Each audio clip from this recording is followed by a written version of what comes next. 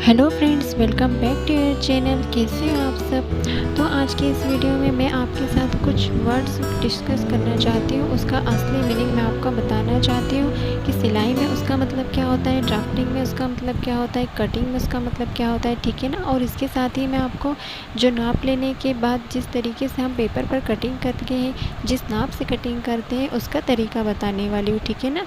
तो चलिए friends, video को स्टार्ट करते हैं। मैंने यहाँ पर कुछ वर्ड लिखे हैं। तो इसमें सबसे पहले मैंने लिखा है इंच, ठीक है ना। इंच यानी कि जो टेप में मैंने आपको इंचेस इस टाइप के बताए थे, जिस तरीके का ये फ़ोटो बताया जा रहा है उसे इंच कहा जाता है। सेंटीमीटर उसके जस्ट पीछे होता है, ये भी मैंने आपको बता दिया था मेरी पिछली वीडियो में, ठीक है।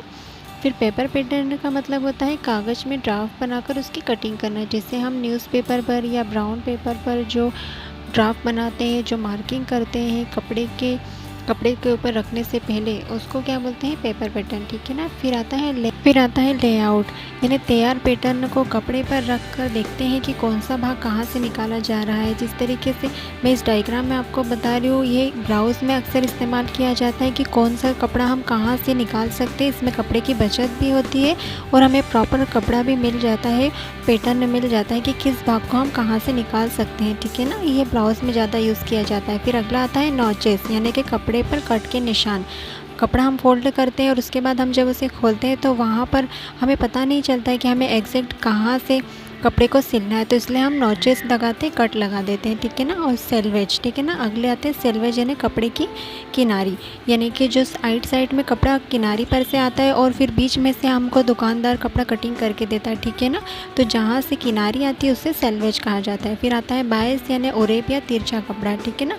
तो जो अम्ब्रेला फ्रॉक हम बनाते हैं वो बायस में बनाते हैं और पाइपिंग की पट्टी भी हम ओरेप ही काटते हैं, ठीक है ना, तिरछी तरीके से तय करके, ठीक है। फिर अगला आता है मार्जिंग, यानी कि एक्स्ट्रा कपड़ा।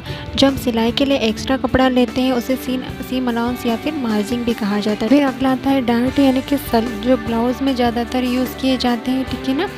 ब्लाउज़ में हम प्रॉपर फिटिंग देने के लिए डार्ट लगाते हैं या फिर कभी कभी हम कुर्ती में भी लगा लेते हैं, ठीक है ना। उसे डार्ट यानी कि सल कहा जाता है। और फिर अगला आता है लाइनिंग, यानी कपड़े के अंदर लगा हुआ कपड़ा, यानी कि अस्तर, ठीक है ना। अस्तर को हम क्या बोलते हैं, लाइनिंग, ठीक है ना। फिर सिलाई में कुछ यूज़ होते हैं वर्ड, जैसे फोल्ड करना, तो इसे बोलते हैं मोड़ना, यानी कि कपड़े को मोड़ना, या तो 2 भाग में मोड़ना या फिर 4 भागों में, या तो 2 फोल्ड करना या फिर 4 फोल्ड करना। फिर अगला होता है ड्राफ्टिंग, यानी कि कागज़ पर उतारी गई आकृति को ड्राफ्टिंग कहा जाता है। जैसे कि हम जिस साइज़ का पैटर्न बना रहे हैं उसको हम न्यूज़पेपर पर या ब्राउन पेपर पर उतारते हैं ना, उसे क्या कहते हैं, ड्राफ्टिंग करना, ठीक है ना। फिर देखिए मैं आपको ये कपड़ा बताती हूँ। तो इस तरीके के कपड़े की जो किनारी रहती है ना, जहाँ पर से पैक रहता है कपड़ा, यहाँ से धागे नहीं निकलते, इसको कपड़े की किनारी यानी सेल्वेज कहा जाता है, ठीक है ना। इस तरीके से हम ये किनारी से मिला के दूसरी किनारी तक 4 फोल्ड करते हैं। जैसे 1 2 3 और ये 4 फोल्ड आपको दिख रहे हैं ना, ऐसे 4 फोल्ड करते हैं, ठीक है ना। इस 4 फोल्ड में हम कपड़े को घड़ी करते हैं, ठीक है ना। और ये होता है कपड़े का खुला भाग, जहाँ से हमको कपड़ा कटिंग करके दिया जाता है। यहाँ से हमको दुकानदार कपड़ा कटिंग करके देता है, जहाँ से धागे निकलते हैं, ठीक है ना। ये धागे निकल रहे हैं ना। फिर देखिए ये मैंने एक कपड़ा लिया है, ठीक है ना। एक छोटे कपड़े पे मैं आपको बताऊंगी। तो इस तरीके से हम मार्केट से जो कपड़ा लेके आते हैं उसे हम खोलते हैं, ठीक है ना। इस तरीके से खोलना है और उसे इस तरीके से फोल्ड करना है, ठीक है। ये 2 फोल्ड में यहाँ पे आपके कपड़े की किनारी आ जाएगी, ठीक है ना। और इस साइड कपड़ा कटिंग वाला रहेगा, जहाँ से आपको दुकानदार कट करके देता है ना, ये वो वाला कपड़ा है, ठीक है। और ये यहाँ पर इधर की 2 सेल्वेज मिलानी है, यानी कि हमें 4 फोल्ड में कपड़ा घड़ी करना है, ठीक है ना। देखिए मैं एक और तरीके से कपड़ा घड़ी करके आपको बताती हूँ। तो ये पूरा मैंने खोल लिया है कपड़े को, ठीक है ना। ये कपड़ा खोल लिया, इस तरीके से आपको किनारी से किनारी मिलाना है, ठीक है ना। यहाँ से आपने किनारी से किनारी मिला दी, ठीक है। इस किनारी से इस किनारी को मिला दी और ये बंद भाग है, ठीक है ना। तो आपको यहाँ से लेकर यहाँ तक नापना है, जहाँ तक की भी आपको लेंथ रखना है, कुर्ती की, टॉप की या कुर्ते की, है ना। तो पहले आपको इंच टेप से यहाँ तक नाप लेना है, जहाँ तक की भी आपको लेंथ रखना है, ठीक है ना। फिर उसको आपने फोल्ड कर देना है वहाँ तक। तो इस तरीके से आप उसे फोल्ड कर देंगे। तो इसमें क्या होगा कि आपका फ्रंट पार्ट अलग हो जाएगा और बैक पार्ट अलग हो जाएगा, ठीक है ना। इसमें दोनों पार्ट अलग अलग निकल आएंगे। तो इस तरीके से भी आप कपड़े को घड़ी कर सकते हैं, ठीक है ना। ये बंद साइड है और ये खुला साइड है, ठीक है ना। ये खुली साइड है, ठीक है, और इधर से बंद साइड है, ठीक है।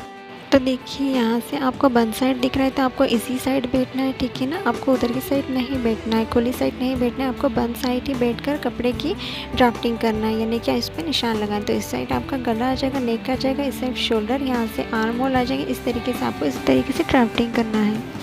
सो फ्रेंड्स, ये कुछ टिप्स हैं, मैं आपको बता देती हूँ। इसके बारे में भी आपको जानकारी होना चाहिए, ठीक है ना। तो आप नोट डाउन भी कर सकते हैं इसे।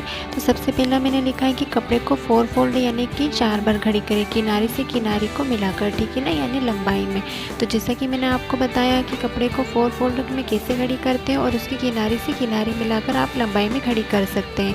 दूसरा मैंने आपको बताया है कि गला हमेशा बंद भाग पर ही लिया जाता है, जिस तरफ बंद भाग रहता है वहाँ से आप गले को ले सकते हैं, और खुली साइड आर्म होल और शोल्डर रहेंगे, ठीक है ना। शोल्डर आर्म होल खुले भाग पर लिया जाएगा। फिर चौथा आता है 2 फोल्ड यानी कि 2 बार घड़ी करना या 2 बार कपड़े को मोड़ना है ना, उसे क्या कहा जाता है, 2 फोल्ड, ठीक है। फिर आता है 4 फोल्ड यानी कि 4 बार घड़ी करना, ठीक है। फिर अगला आता है नाप लेने के बाद सिलाई के लिए 2 या 3 इंच उसमें प्लस करें या जोड़ें, ठीक है ना। जैसे आपने प्रॉपर नाप ले लिया आपकी बॉडी का, वो आपने ड्राफ्ट पर उतार लिया, उसके बाद आपको 2 इंच सिलाई के लिए प्लस करना है, वो लूजिंग के लिए होता है, ठीक है ना। सो फ्रेंड्स, ये थी मेरी आज की वीडियो। आई होप आपको मेरी वीडियो पसंद आई हो या आपके लिए हेल्पफुल रही हो। तो प्लीज़ मेरे चैनल को लाइक, शेयर एंड सब्सक्राइब कीजिए, और इसी तरीके की वीडियो देखने के लिए मेरे चैनल पर बने रहिए। Bye bye.